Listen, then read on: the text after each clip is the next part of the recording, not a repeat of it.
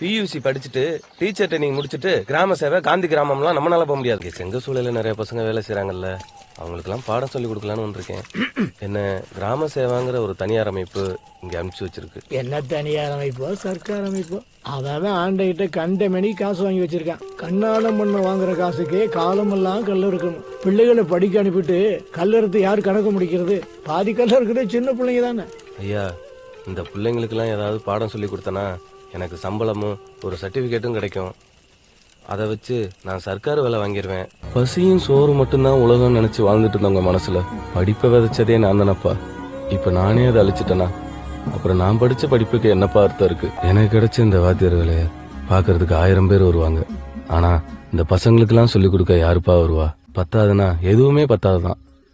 இப்போதைக்கு கிராம சேவாவில இருந்து வர்ற சம்பளமே போதும்பா. பெத்தவன் ஏன் வைராக்கியத்தை விட வாழ்க்கை பூரா நிரந்தரமாகவும் கூடுதலாகவும் வர்ற சம்பளத்தை விட இந்த செம்மண் புழுதியில சிரமப்பட்டுக்கிட்டு சின்னஞ்சிறுசுகளை கரையத்துன்னு நினைக்கிறிய உன் பரந்த மனசுக்கு முன்னால சர்க்கார் உத்தியோகம் தூசுடா.